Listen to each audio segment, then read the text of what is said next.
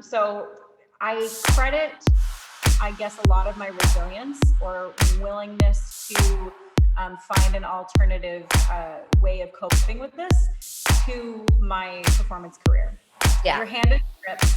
You are put on standby, for other roles in case something happens, in case they have an injury, and then you're learning blocking, and you're learning choreography, and you're learning scripts, and you're impressing all the directors so they cast you again and again and again and again. So it's like you're being thrown different roles all the time, and you have to sell it, and you have to make it, and you fake it till you make it. So when I was diagnosed, it almost felt like, okay, this is a role that you were cast in. I was cast in. I have to play it. I have to figure it out. And me personally, Hello, I'm Kathy Chester, and this is Move It or Lose It, a podcast about all things that move the mind, body, spirit, and soul.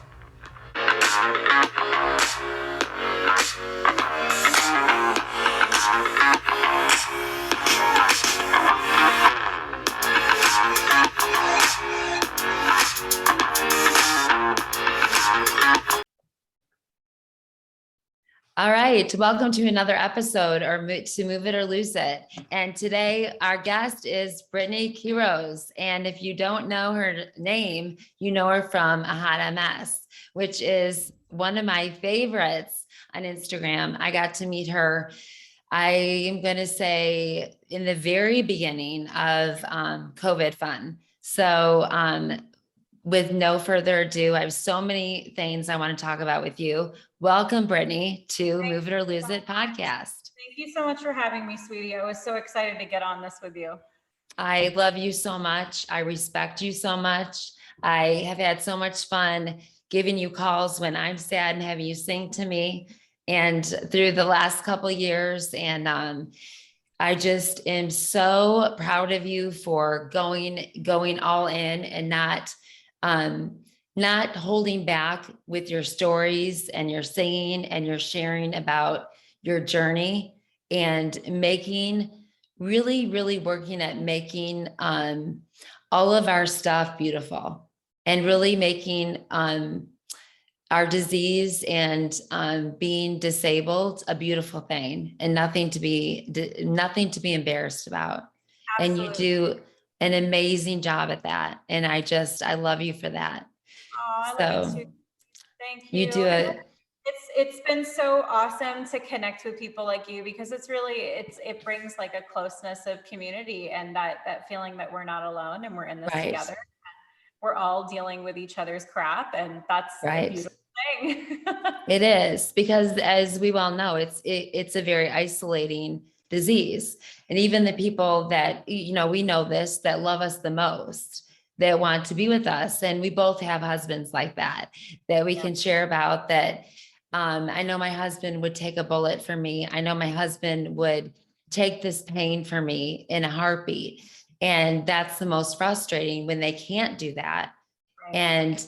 And yet, we've got to go into the MRI machines. We've got to go through the infusions that are scary, and all the other stuff. And that's a very isolating feeling when we have those bad days, and we have those times where we're just sad, and there's no explanation for what our emotions are doing that day, and the crazy stuff. Right. And so even with having the support that we have with our husbands and our kids and stuff like that.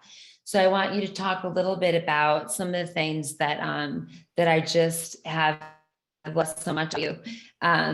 When you started advocating like pretty darn quick.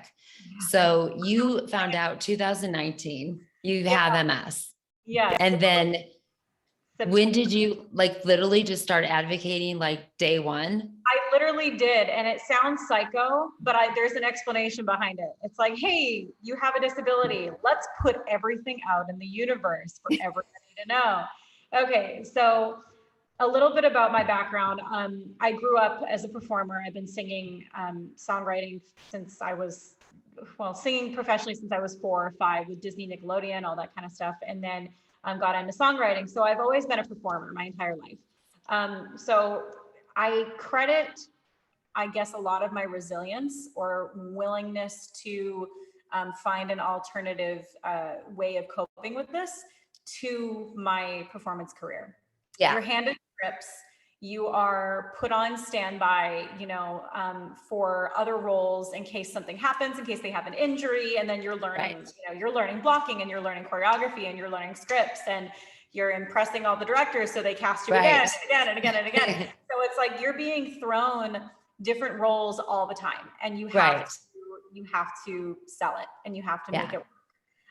And you fake it till you make it. So when I was diagnosed, it almost felt like, okay, this is a role that you were cast in.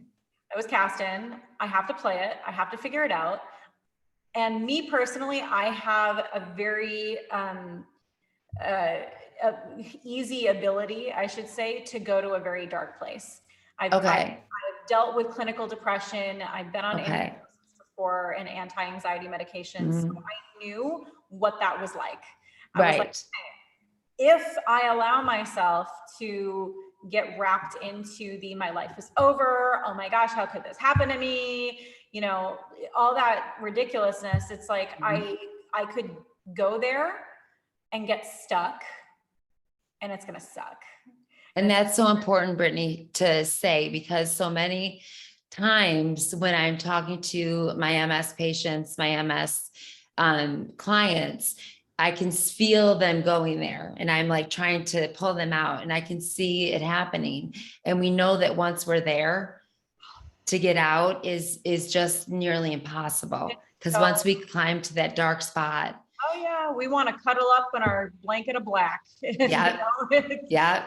So not a good place. So no. And I got a lot of positive feedback when I first started my advocacy pilgrimage, if you will. I got a lot of positive feedback, a lot of support, and then I got a lot of flack of saying, well, your medical stuff's nobody's business and you're just trying to get attention. It's like, look, okay, hold on. I'm from Boston. I'm East Coast. I'm Italian. I'm a Scorpio. I'm heavily tattooed and I'm a performer. There's 1,000,000,001 ways that I can figure out how to get attention. Trust me. Yeah. Medical is not that's not like, what do you want to be when you grow up? An advocate for a really crappy disability. Come on. I want to be an MS influencer. Right. Exactly. I was born in '88. We didn't have an influencer. No. Back then. So no, now I tease my daughter because she, she's that age. So she wants to be an influencer for everything. I'm like, Kaylin, I am too. I'm an MS influencer and a rheumatoid. She's like, okay. But no, we don't grow up I didn't grow up in an age of that. So that wasn't diagnosed. That wasn't a thing. No. We didn't advocate. We hid it to the best of our ability for fear that we would lose our jobs, lose our kids. I mean, that was a true fear that we had, that they would take our kids away because no one really understood what we had. Right. And so it was a very terrifying thing, but I respected so much that you went in to advocate right away, and you didn't let the naysayers stop you, because back then we probably would have stopped immediately for fear that it wasn't doing any good. Right. It was actually going to do more harm for others. Absolutely. And which is crazy, but that was a very real fear that we had then.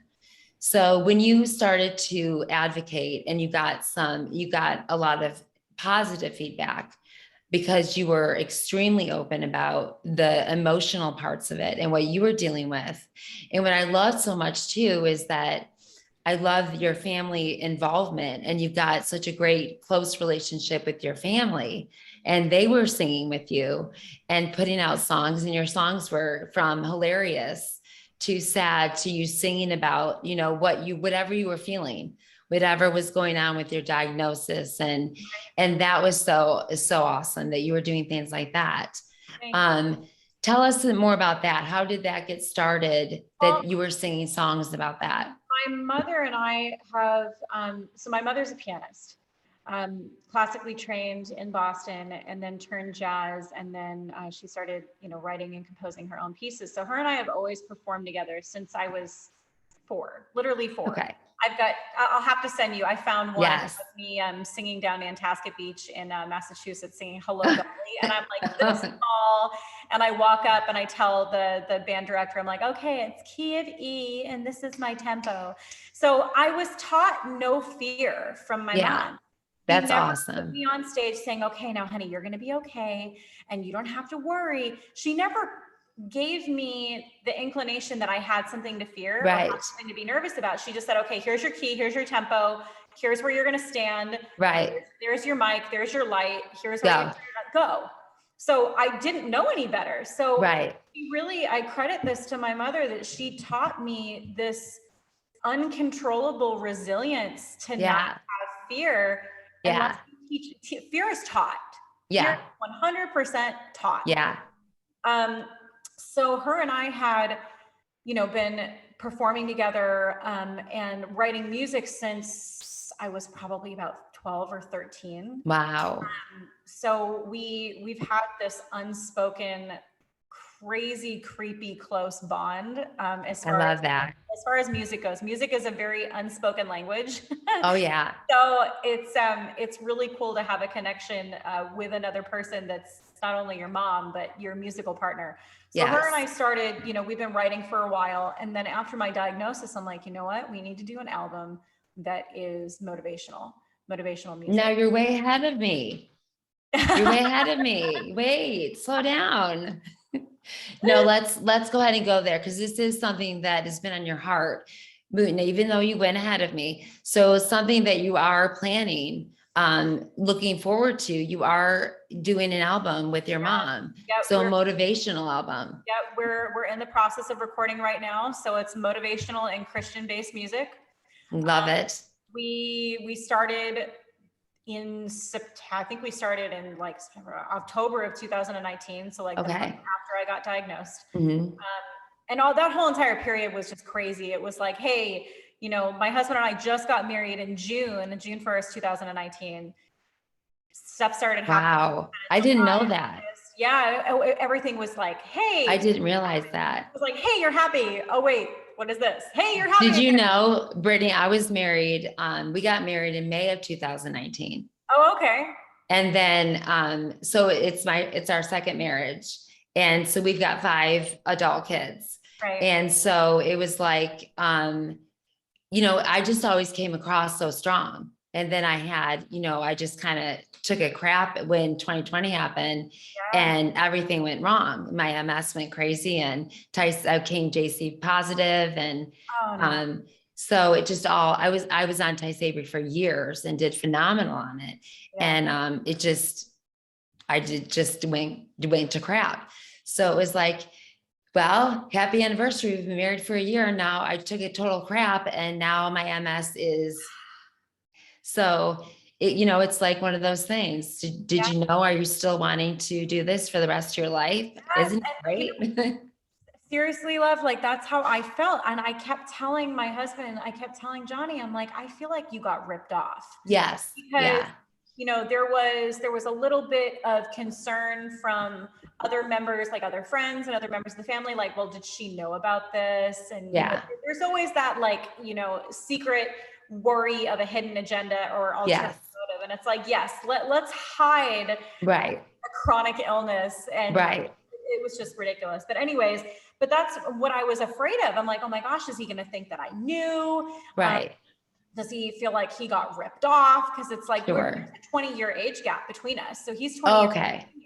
So, I came in to the family, gung-ho, energized, healthy, what I thought was healthy. Right. And I'm like, okay, well, I'm in a position that, God bless him, I'm going to be able to take care of him one day. Right. Care for my husband. And all of that kind of went reversed in my head of saying, he just got ripped off. You know what I mean? And of course, Johnny is my biggest supporter and he's my rock, and he's the most disciplined person and most motivated person that I know. Thank God. So he was like, ripped off. Are you kidding? Like, I'm ride or die, baby. Like we're going to do it. And he's just been so amazing and, and educating himself and supportive, and Yeah. have we call them MS fire drills, where Yeah. I'm, going through a flare up, and that Yeah. means I'm not cooking. We're getting takeout. He handles Yeah. the kids, so he's been so incredible, and I'm so Yeah. blessed and grateful, that God put him in my path every day. Oh gosh. Yeah. But going back to music for me has always been therapy. It's Yeah. therapeutic. I've never been one for one-on-one therapy. I feel like you have to kind of like find what works for you. But again, Right. everybody's different. So some Yeah. people it's going to work for, some people it doesn't. Me, it does not. Right. I'm like, just, give me, an hour of listening to whatever music I want. Oh yeah. A microphone, and I'll be fine when we're done. My husband and I are both that's what kind of we're both very music. So we'll play games if we're traveling. So we'll do like silly things from like A to Z. You pick the A, I'll pick the other A. And we always kind of do it to surprise each other. Like, what's a song that he would never guess I'll pick? And it's just these silly, but we love music so much. And we have wild taste. Like I like stuff from the 40s and, to now, and he does too. So we both really love all kinds of music. Yeah. I always say I'm musically bipolar, because oh yeah, I'll listen to Nirvana, and then yes, I'll have like a playlist, and then I'll yes. shuffle it. And 2 songs later is like one of the songs from the Prince of Egypt soundtrack. I thought you were going to say mine's like Nirvana. And then like 2 songs later, it's Toby Mac. And it's like a song about like love. I'm like, it is what it is. I'll have a praise and worship, and then it's like something like really funky after. I'm like, exactly. It can go from praise to worship to like Disney and like Thumbelina back to like Metallica or AC/DC. It's like, I'm totally. Now it really is odd as I own my own studio. So I'm like, wait a minute, not the right playlist. Hold on. Let me get one that makes sense for the gym. So that is a little weird. So I figured, with advocacy and with putting my story out there, I knew that I didn't, I guess, connect it all at first. I started with, posting my Instagram, and then I started the Facebook website, and started the blog, and started. Right. I want to talk to you about the blogging, because that was, when you started blogging, when was that? When did you decide blogging? Gosh, I think it was like a week after. The week after you were diagnosed. Yeah. I started just journaling and putting it out there. And one of the first ones was, you're not cool unless you pee your pants. I remember that. I love that. And, it's funny because my neurologist thinks that I've had MS for over 2 years prior to my diagnosis. Yeah. That's what my neurologist had said. That was weird. And this has been happening for a while. Right. So I have been, and again, sorry, TMI, but it's just like you do nobody justice by holding anything in. Right. I've been, wetting myself for years. Yeah. And I was like, hey, well, wait a minute. My kids are my stepkids. My husband and I have raised them since they were like 4 and 5. So I haven't given birth. If I laughed, if I sneezed, if I laughed and sneezed at the same time, then it was, oh my gosh, you better have panties like hidden in your purse or something, or access to a really fast CVS. Yes. So, that had been happening for years. And I'm like, what? I wasn't going to write it. And then I'm like, what? I cannot be the only person with MS that pees themselves at 30. No. Come on. My funny thing I always say is, I'm going to try to go for a walk or a run. My goal is to not pee. Yeah. Just to not pee. Right. And that started, pretty quickly for me. I don't know if your first signs, but it was peeing for me, and cognitive. I was just like, I don't remember how to add anything. Now I was helping my kids with homework, and it was like not there. Right. So, you don't know what's going to happen, but I love the honesty and just saying like, this is what it is. And we have to get to a place where we learn to laugh at ourselves, because we're all, it's like that famous thing that people say, everybody poops. Exactly. Everybody farts, everybody poops. It's like, come on, let's grow up a little bit here and realize we're all human. We all do these things. It's not cliche. It's not like this hidden, we can't talk about it. Well, yes. And the thing is too, Brittany, you're very beautiful, and you put a beautiful spin on it, because you do the craziest stuff. You're in the wild clothes, and you're so funny, and you're so beautiful. And you make it so that, you know what, you put yourself out there. And so it's like, look, I can do this. So can you.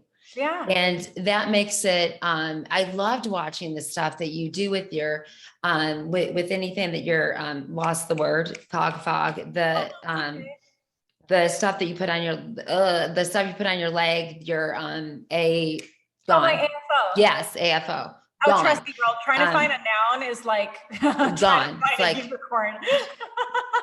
so, Somebody sell me a noun, damn it. it's like, yes, it sounds like, looks like, I always tell my husband, it's like charades daily. I know, huh? The Um, thing, get the thing with the stuff. you know, and then when he doesn't get it, I'm like, I love that. I love that you do that. I loved it from the moment that I started following you, was that there was no embarrassment. It was the beauty of showing what you're using and why you're using it. And I love that. And I think it gave so many, the confidence to show this is what I'm doing. This is what I need to use. Right. And for me, I had to use it for a little bit, and now I'm out of that.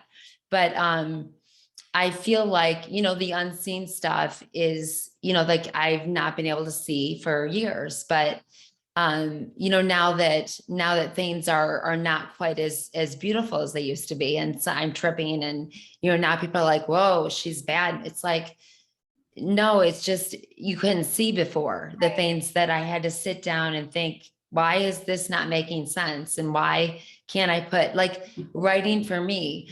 I love blogging, but I need someone to do it for me. I can say the memos, but I can't figure out where the words go. Yeah. That's just gone for me. Yeah. So, I love when I can see that cognitively you're blogging and it still makes sense. I'm like, Yeah. yes. Sometimes I really have to be in the right mindset to do it. Okay. I have major oversensory issues where Okay. if I'm trying to blog and there's a lawnmower going on outside and the dog is barking, Gotcha. my phone's ringing and the radio's on in the other room, I just shut down. Okay. So I have to like really mentally put myself, even going to a concert or something. Okay, I have to tell myself it's going to be loud. There's going to be a lot of people there and it's going to be crowded. Yeah. I have to mentally prepare myself, or else I'll get there and I completely freak out and just shut down. Now, is that worse? Oversensory. Have you done anything like this? Because I know with the cancer and all that, and I want to get to that. Have you felt more of a nervousness going out? Now, since the pandemic, yes. Yeah. For sure. I think I'm getting a little bit more lighthearted about it. I will say that with wearing a mask and social distancing and hand sanitizing until my hands are like super crispy, 'cause they're like perma crisp now. Right. Perma crisp. Yeah. You know, It's like trying nail polish. That doesn't work. I'm like, it's gone in a day. No, it's insane. They're so dry. It's like, no, I just like a vat of like coconut oil with me at all times. Right. Yeah. Yeah. But, you know, I had been the kind of person that every 4 to 6 months would end up with a cold or a stomach flu, especially with having 2 kids, and you know how it circulates in schools. It's like a darn petri dish. So yes. Oh yeah. I have not gotten anything in those 2 years. Not a cold, not a sniffle, nothing. Wow. So in my head, I'm like, you know what? It's working for me and I'm doing something right. So I'm going to keep doing it.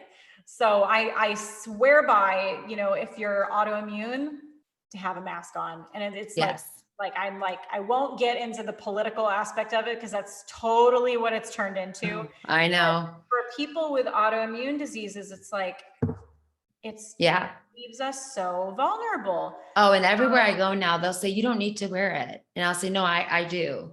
Right. Even if my lips are cracked, and I do. I do need to, but thank you. Oh yeah, for sure. Oh, I know. I have psoriasis, also really, really bad on my scalp and on my face. And the mask is just like, my psoriasis is like, I know. But no, it's, from a social aspect of it, I'd say it was, not easy by any means, of having to, you know, put things on hold and having to say, we can't go to the restaurant because they don't have enough patio and yada, yada. Right, Oh, right. it's too many people. And a theme park's probably not the best idea right now because kids like lick the handrails. Right, right. Yeah, right. Like they would. And it's like, Yeah. So I don't know. For me, it's been like about prioritizing, but the mhm. past year, I did an interview with Damian Washington, who's Yeah, on. I'm gonna be interviewing him in a couple weeks. Oh, cool. He's so awesome. Yeah, He's I so love full of him. life and energy. It's like, oh my gosh, he's so entertaining to talk to. I can't wait. I'm just know I'm gonna laugh the whole time. Yeah, for sure. I was talking to him and he's like, you know what? For being in a pandemic, for being diagnosed with MS, for moving, Yeah. we did a big move. We bought a big house compared to where we were in Orange County because we moved out to Corona area in Riverside County, California. You guys did, right? Yes. Yeah. And then, the mammogram and the biopsy. Yes. And the first surgery was the bilateral mastectomy. Then I did a reconstruction. He's like, Yes. hold up. He calls me BQ. He's like, yo, hold up, BQ. He's like, you've been through a lot. And I guess when you're in it, you don't realize it because Right. I have always been the kind of person, I'm a go-getter. I gotta get it done. I don't do well when I'm stagnant. Right. So Me neither. the pandemic was not, or it still is not a good thing for Right. I like to be on the go. I like to get things done. I'm self-motivated. So Yeah. when I have setbacks where I can't do that, I go stir crazy and then I fall into dark places. Black blanky land. Yeah. For sure. So how did you stay out of that this time? And since we're being honest, I got out of it recently. So there was, honey, how long was I in my dark place? Like 6 to 8 months. He's like, wait, do I answer this or not? Do I go, is this safe? Like, hold on. It was like 6 months, right? Because of the antidepressants. Yeah. Okay. So what antidepressants did they put you on? So I had the mastectomy in August 10th of 2020. Okay. After I was completely relieved, we're kind of like, we're going forward and then we're going backwards, I guess. It's okay. We can spider web. We're women. We can it all goes back to it all webs together at the end. So after the surgery, hormonally, my body was just in kind of a whack. It was in an odd place of feeling normal again, adjusting to a new body. It was like the physical adjustments of it, the emotional adjustments of it. And I did not feel right at all. I'm very sensitive to medication. I did not like being on the pain medication at all. I don't drink. I've never been, I don't like how things make me feel. Right, right. So I, gave up alcohol years ago just for health reasons and everything. And it's like, it was never a thing for me anyways. I've never been into drugs or pharmaceutical, really anything. So being on pain medication, I didn't like how it made me feel. Right. Kind of, but I needed it. There was, I think the 10th or 11th day after my surgery, I said, I don't want to take this anymore. It's making me feel drugged. I don't want to feel loopy. I don't like feeling out of control of my body. Right. And I didn't take it. And I just tried to take Tylenol. I can't even. I can't imagine the pain. It was horrific. So you had to take you had to go back to it. So when I started really, my body started getting its stuff together and everything, and the pain medication, I had to taper off everything. Right. Everything was good. Mentally, I just didn't feel myself. So I talked to my primary. He put me on 10 milligrams of Lexapro, and then was it 50 or 650? It was either 50 or 70. I can't remember. Milligrams of trazodone. Okay. Again, body sensitive. And when you're talking to your doctor and you're saying, okay, well, I'm feeling like this and I'm feeling like this, and I just don't feel motivated and I don't feel like myself, and I have no inspiration and I have no, energy, and, everything was kind of like mentally, hindering me. And you're just kind of going through a spiral of just, I felt like I was just like spiraling. And how would you not? Exactly. Truly. Right. And now I understand that. Yeah. In it, I'm like, well, I should be able to handle this. And I've had so many people say, wait a minute, do you realize that you had 2 significant body parts removed? Right. Oh, Right. Yeah, you know, so exactly. I guess I just kind of like thought lightly of it. Like, oh, I got this is fine. Right. You know, it's another role. Da, da, da. Right. Right. But it wasn't like it got real. Did you feel like it was another role that you just were failing at? Yes. Yeah. For sure. Absolutely. Yeah. Because I have very high expectations for myself. Sure. I'm extremely self-critical, which we know in MS, it's a me disease. And like it's very isolating. So being self-critical when you already have those obstacles in front of you is like, right. Operation for disaster. Yeah. So but we are, so many of us have that personality. And I knew right when I met you, I'm like, oh yeah, I get you because I am you. And I know that personality that I have such high expectations. And when I fail, it's just like unacceptable. Yeah, no, it is. So, it's unacceptable. This is not okay. Right. What's wrong with the house? Yeah. And it's so bad for us. And yet I would tell you like, oh my gosh, like ease up. But when it's us, it's like, no, let's go. Yeah, so absolutely. It's a tough one. So that's kind of what my mindset was. But, you know, the antidepressants, they help for a little while. And then I think about the 6-month mark, I really started to feel worse. Okay. I felt drugged in the morning. I couldn't wake up. It was impossible for me to get out of bed. Like I would get out of bed and this would be, you know, after being in the bed for 12, 13 hours. Okay. Wow.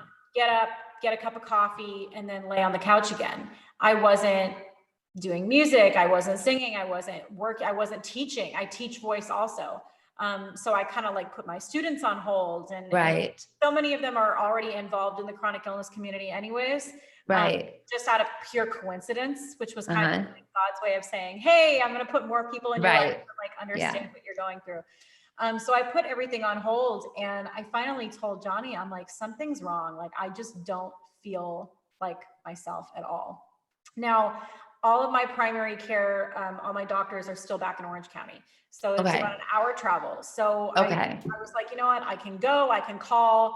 I ended up going to see him saying, you know, the Lexapro, maybe we need to like change something. I'm just not feeling right. So he switched from the Lexapro to Wellbutrin. Okay. It was like completely worse. Okay. I was going to say, I was on that years ago, did not do well at all. No, did not work for my body chemistry at all. So I ended up tapering off of everything myself. Okay. I got on Google and I'm like, how to taper off. How to taper. Dear Google. Seriously, dear Google. And I got myself off within, I think, maybe like 15 or 16 days. Okay. I feel motivated again. I feel energized again. Good. I wake up in the morning refreshed. I don't feel, you know, like I'm completely drugged. Right. You know, that just drugged. Yes. Your body is heavy. Your eyes are heavy. Yes. Awful. I can't control my own self feeling. Yes. I don't like that. Doesn't. And a lot of it too is, I think, you know, we go through like phases of depression. And I think sometimes we need to realize it's situational. Yes. You know, it's like we go through these situations that get us very depressed and we take it on that, oh, great. Now I'm this depressed person that I have nothing to offer. No, we just happened to go through a situation that was very freaking depressing. Yes. And so we're depressed as anyone else would be. Yeah. And so we may need help with the medication, but I think the idea of understanding it may not be forever, it may be for a time, and then we may be off that. Exactly. And I think it was good right after my surgery. It was a lot to adjust to. Yes. Again, I think I had a false sense of expectation as far as recovery goes. Sure. I like the sleeping thing after the surgery. Oh my gosh. I'm not a mummy. I had to sleep literally like a mummy in a coffin, on my back, like a turtle. It was terrible. Wow. I slept in a recliner for about like almost 2 months after the surgery because it was the only way I could get comfortable. It was awful. So not fun. This is So probably let's, making anybody like considering a mastectomy go, maybe I should never rethink. mind. No, No, and it's but not. It just, for me, it was a lot of big hits at once. right. Well, yeah, because there were so many things, and you're dealing with recovering, not just from that, but what is the MS going to do in the meantime? So while you're recovering, not only are you in a lot of pain, but you're sharing your recovery with the world, with all of us as you're recovering, which I thought was absolutely amazing. And showing pictures right after, which I thought was, so how did people receive that? I got mixed reviews. I definitely Okay. got a mix of reviews of why would you post that? And that's inappropriate, to, thank you for inspiring us Yes. and educating us. And, when I first knew that when I made the decision to do the preventative mastectomy, because it's like, look, I have MS. I don't need another problem. Right. Cancer runs wild on both sides of my family, especially breast cancer. So knowing that I already, did the genetic testing and came back with the CHEK2 mutation, right. always goes for breast cancer and colon cancer. Yeah, I was going to say, explain what that means. Yeah, so breast cancer and colon cancer also, they're everywhere on both sides of my family. Like, those are the only two cancers that my genetics have to worry about. Well, those are the two cancers that are at risk for the mutation. CHEK2 is a very rare, I guess it's super, super rare mutation. Okay. 1% of the population has CHEK2. Okay. As far as like a breast cancer genetic, or I'm sorry, a cancer mutation. Okay. BRCA is like the most, commonly known one. So CHEK2, I'm like, well, I don't know anything about this. And they're like, yeah, this is very rare, but you have like a very high risk for it. So I already knew, look, I have MS. I don't need another problem. Right. Get it done. Everybody's like, you're only 31. I was 31 at the time. Think about it. That's a lot to do on your body. I'm like, it was a no brainer. Like, I don't need another problem. Right.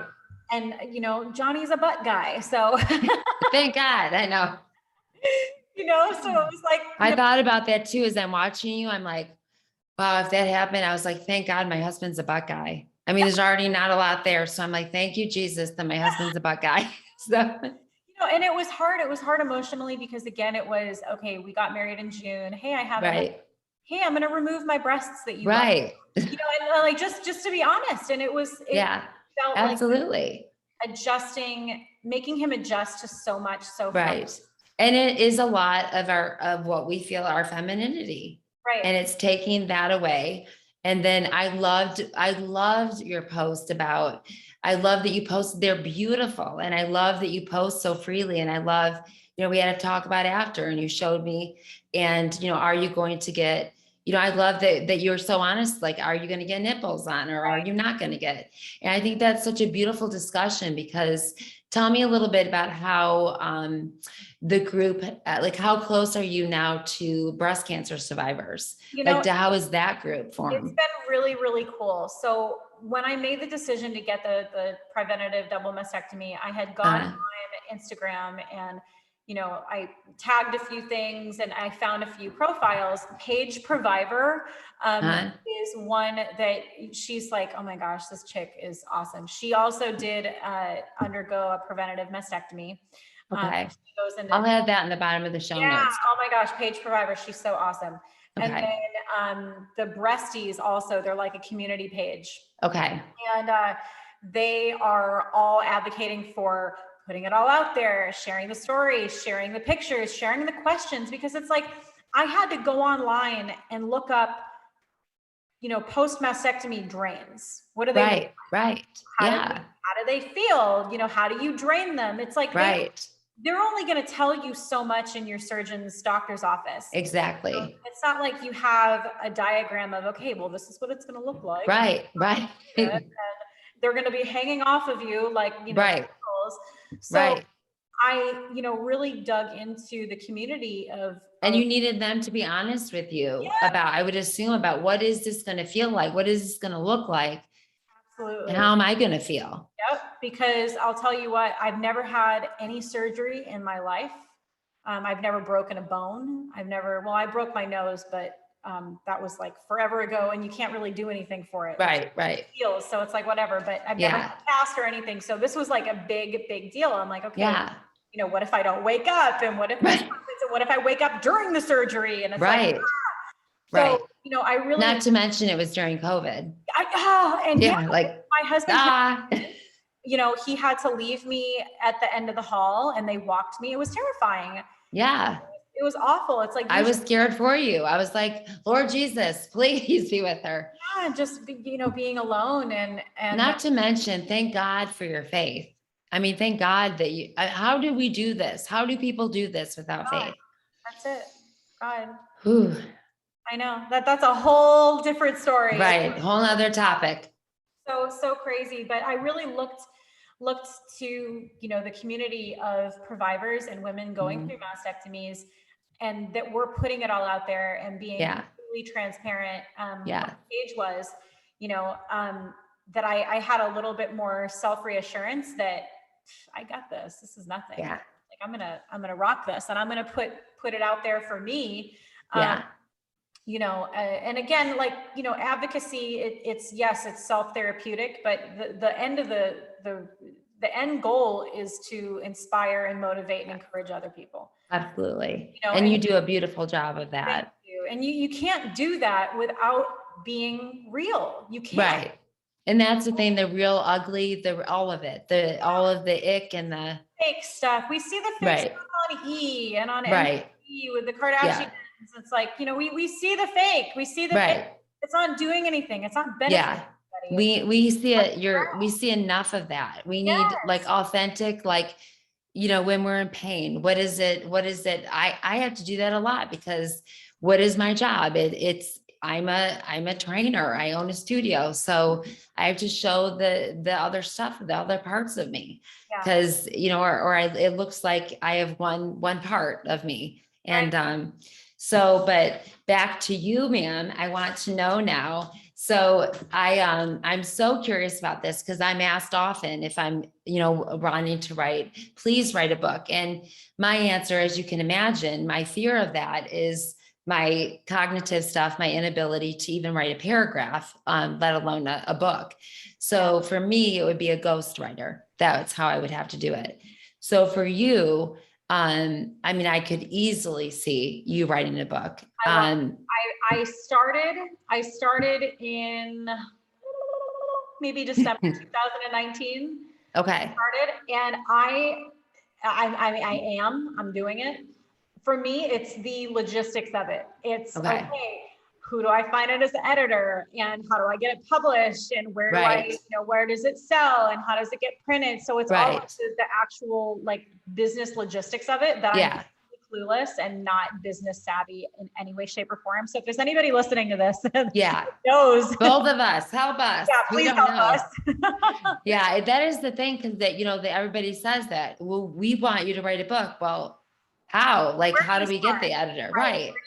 Where are the ghostwriters and the editors and the publishers and the exactly right? Who's going to pick it up, or who's going to get marketed properly and everything? Yes, exactly. So I originally started writing it as more of like an autobiographical. Yes, exactly. That's how I did. But what I want to do now is kind of take that aspect of it, but make it into like an encouragement, motivation. Yes. Kind of like not necessarily like a self-help, but a little bit. Yeah. Yeah. Well, you have so much to offer in that, I think, in how you inspire, and the knowledge that you have going through each of these things, I think is just such a gift. And the other thing I wanted to say to you too, is I think with so many of our young people being diagnosed, you have, you know, I'm not all tatted up, and I'm older than you just by like a year or two or a lot, but I just have my one little tattoo. I'm going to get a second one. I just don't know what I want it to be, but my point is that you have a look that our younger people that are diagnosed can relate to. They think you're just a badass. They love you. And you have that voice. And they're like, she's a weirdo. No, they love you. And I think it's your authentic, you're everything that they can look at and say, I can talk to you, I can hear you, I can listen to you, and I can be vulnerable. And that's so important because we have so many, as you know, young people getting diagnosed. I mean, my son was diagnosed at 19. And when you're 19 and you're diagnosed with this, what are you thinking about? I can't drink, I can't party. And you know, that, I can't do anything, and woe is me. And yeah, no, but those right, are all natural things. It's like, right, people say, well, you have to stay positive and positive and positive. And it's like, okay, yes, I am, an influencer in the MS community and chronic illness, advocate and all that. But it's not all sunshine and positivity and stay right, smiling. It's not right. reality. That's not authentic. You're going to go No, through dark times. You're going to go through, a 6-month battle with depression where you feel drained right. and you can't wake up and you're not doing anything. And you're, the dog looks homeless because you haven't Right. washed it in a month, Your kids look homeless. They've been in the same clothes. I know, dental hygiene, Right. whatever. Yeah. But it's like, you got to put a cap on it. And Yeah. to be, I guess, in a place where you can self-motivate in like an emergency situation. Yeah. You know what I mean, it's like that. It's the moment of saying, okay, well, if I do this, it's going to veer off into The black hole. That's like my official term now is black Yeah. blanket. I can just see it like a black blanket, just like covering around you, and all you see is your eyes of fear. Right. That could be your Halloween costume. Yeah, Not going here. Not going to Gunter here. For the younger generations, going through this and going through, I'll get messages on Instagram or Facebook, hey, I was just diagnosed, and putting it all out there. And then I'll respond, and I hate getting the message, wow, you really, like, you actually responded. And it makes me so disappointed to know that enough people have reached out. To other people or other influencers or other communities, and there's crickets. Yeah, exactly. Yeah, no, I get that. So, like, thank you for responding. Like, what? Yeah. Like, who's not? Or would you ever have time to like help me? Like, would you ever have time to work out with me? Who's saying no to you? Right. Exactly. Well, I don't know. They were charging me. Like, that's the whole mantra for me. Like, I'm just like, what? Like, who's taking advantage of you and why? So for me, like, being real and being authentic and putting it out there and, responding to these, kids, because they're still kids. Absolutely. That are dealing with this, and not all of them have a good support system. Right. Some have parents that are also dealing with disabilities. So one of my really good friends, she has a mother with health problems too, and she's battling MS. Right. Trying to take care of her mom on Wednesdays and other days during the week, and she's got 2 kids and a husband and soccer and sports, music, choir, rehearsals and all this stuff for a kid. So it's a lot. It's a lot. But once you find that, communicating and putting it out there, it's like, it's not a vanity thing. Right. Is this something that we want to be vain about and get attention for? No. Yeah. This wouldn't be it. No, this isn't it. I would be like, getting attention for my body art. Right. Exactly. I'm always looking like, what's on that? What do you have? Do you have any MS ones? No, would you believe that I don't yet? I'm debating what I keep asking, like anyone who I'm like, show it to me. I'm not sure. Cause my son got me a tattoo. Like we're going to get one together. So I'm like, I just can't figure out what I want, but, I know I want an MS one with like a scripture in there. Yeah. Like I wanted to get like, something or like an orange flower or something. Yeah. But, it's funny. So after my mastectomy, my breast took lymph nodes on both sides. Okay. This kind of freaked me out until I've done a little bit more research and said, okay, well, there's different kinds of inks and different kinds of inks with different effects on your immune system and whatnot. She said that my lymph nodes were soaked in ink. Oh. Which was a little concerning. Now there hasn't been enough scientific research and proof to say that, the ink administered in tattoo art is going to be harmful to the immune system or harmful to the body in general, except for the colors. So interesting. I've done a lot of research that colored ink actually could possibly contain metals and other elements in it that could be harmful. Black ink does not. So with answering your question, I'm like, yes, I can, but it's not going to have color in it. So I'm Right. I have recently gotten, tattooed again. Yeah. Right. Slowly. But all black. It's funny though, because I'm going to kind of like go backwards for a Right. second here. Okay. You do things in your life therapeutically, at least Yes. that's how I do it. Right.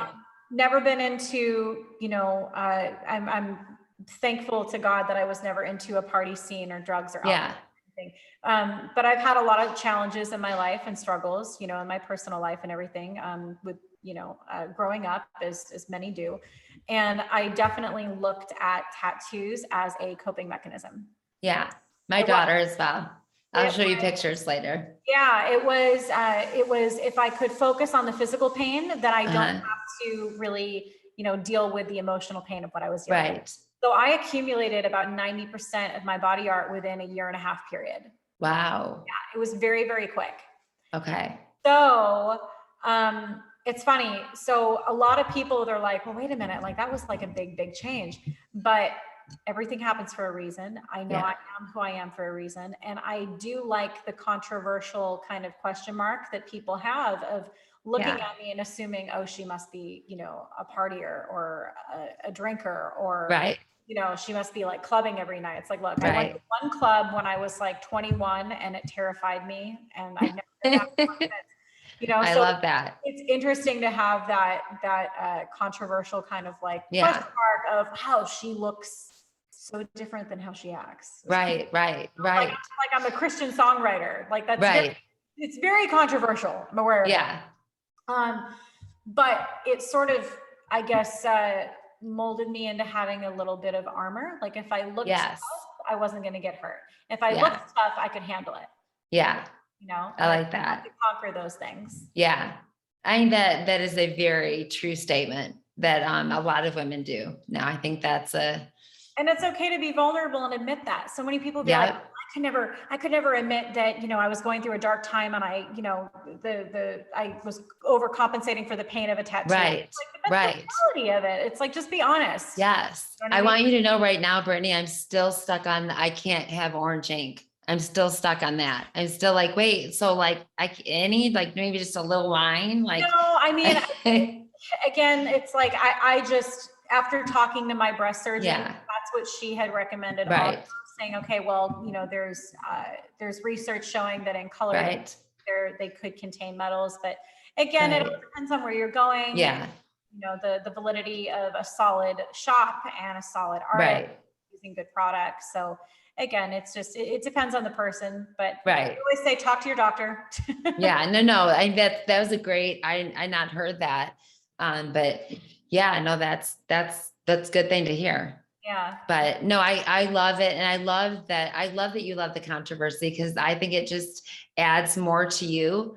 And I love that. I mean, it's the opposite of me. I was married to a pastor for 18 years. So they think I'm just this like goody. I'm like, okay. So, that's the only part of me. So I think it's important to know that there's so many parts to us. And I think that comes out when we are able to advocate and we are able to be there for so many different personalities and different people who are hurting and in pain.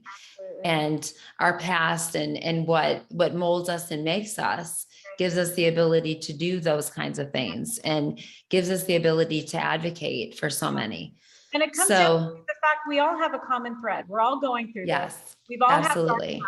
We've all had, monsters in our closets. We've all gone through emotional roller coaster and downward black blanket spiral. Exactly. We've all done it. So let's get honest. Let's get real. Let's talk about it and let's heal. And speaking of which, get ready, because Brittany's going to be with me and a panel of women, and we're going to get real honest and really dig into the crap of MS and talk about some intimacy issues. So that's going to be coming on soon-ish. And I'll have a panel of guys that are going to talk about their way of thinking about all of the crap of MS and intimacy. So that'll be something I'm super excited about, the guy panel. And I'm super excited about my women of MS, my MSers that are going to my badass women that are going to talk about all the crap. So really looking forward to that. Absolutely. I think it's really going to give a lot of reassurance to a lot of women. Yes.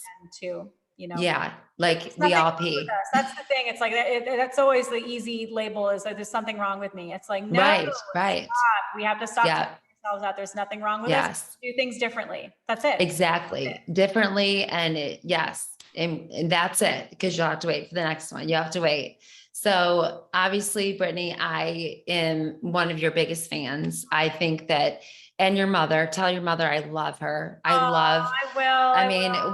What a beautiful thing that I love how close you are to your mom. I love that. It's fibro. So we have like such a common, like, fibromyalgia and MS. The symptoms are okay. Oh yeah. You know, we're like a family of chronic illness. My dad and he has MS. So it's like, haha, apple doesn't fall far from the tree. My grandfather has had MS. My aunt passed away with MS, eventually with cancer. And then my son. So they say it's not genetic, and I just go, I know. I'm like, haha, I know. I'm like, okay. So yeah, whatever. And we all had it the same. Yeah. So I'm like, okay, sure. Okay. But another day. But we'll have fun doing this. So I look forward to, I'll bring you up with Damien and say, so how is it? What does he call you again? BQ. BQ. I'll say, how is BQ? He always goes, he's like, what up, BQ? I'm like, you feel so cool. Cause I like don't feel cool. People are like, oh, you look so cool and you are so cool. I'm like, no. I love that you don't feel cool, because you are so lame, man. That is not true. Not true at all. Okay. You're going to be late for you're so cool. You have another interview right now. I do. Yeah. You got to go, girl. You got another interview right now. Thank you for everything. I love you. I adore you. I love you. I love what you're doing. And I love Thank you. You're getting people, you know, out there. You're putting people Thank you. out there, and you're talking about the things that need to be discussed and need to be heard. Yeah.